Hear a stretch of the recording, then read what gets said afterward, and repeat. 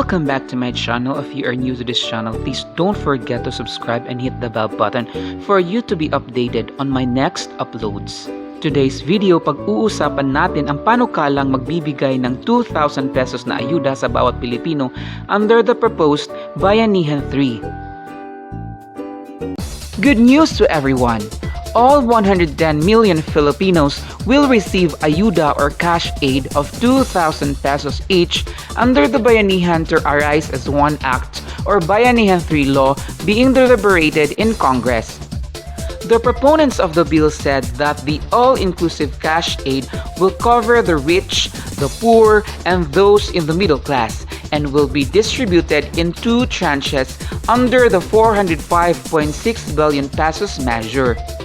Representatives Sharon Garin and Stella Kimbo, both economists and members of the technical working group that drafted the consolidated Bayanihan 3 bill, said this proposed fourth Ayuda program seeks to provide equitable distribution of financial assistance across social classes.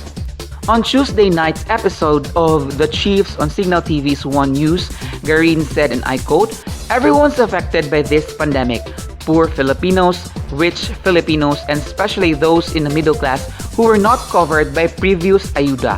So this Ayuda will be for everybody." The AAMB's OWA party list representative said the bill also includes programs to boost existing social services, including financial support for displaced workers and families in areas under strict lockdowns. Also on the Chiefs, Kimbo explained that the all-inclusive Ayuda system will address loopholes in the three previous versions of the Social Amelioration Program or the SAP. The Marikina Congresswoman and Deputy Minority Leader stressed, and I quote, "There were so many complaints on the distribution of the previous SAP programs, so it's better to err in over-inclusion rather than over-exclusion."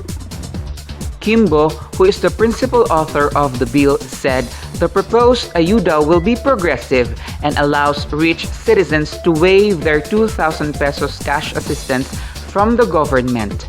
She said, and I quote, "This will be like the community pantry. You should get what you need. The funds from waived Ayuda will be carried over to the programs in the measure." Representative Garin, who is Ways and Means Committee Vice Chair, gave assurance that the measure is feasible despite government's fund shortage.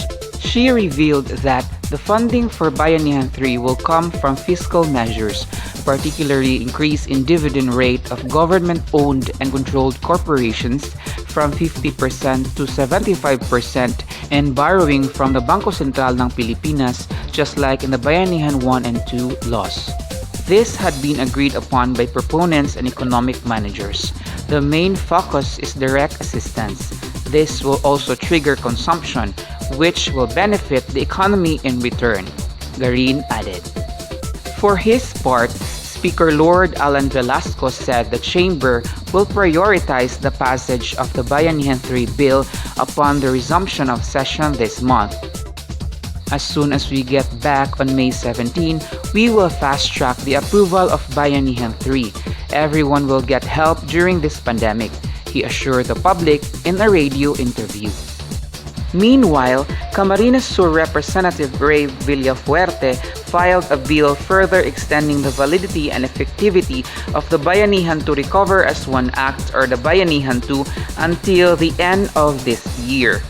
The measure, which provides for social amelioration and economic stimulus packages, originally lapsed on December 31st last year and was extended by Congress until June 30 to give the government more time to implement measures to mitigate the impact of the COVID-19 pandemic. Villafuerte, who is the principal author of Bayanihan 1 and 2 laws, said there is a need to extend further the powers granted to the executive branch to effectively respond to the pandemic, considering the new surge in the cases that already breached the 1 million mark this week. He said the extension shall give the government the opportunity to continuously implement the recovery and stimulus programs specified in Bayanihan 2, most especially in allocating funds for more essential and relevant expenses necessary to recover from the distressing effects of this global pandemic. What are your thoughts on this matter? Do you think the amount is enough to help every Filipino amidst this global pandemic? Share your thoughts below. If you like this video, and don't forget to subscribe and hit the bell button for more videos. Thank you and God bless us all.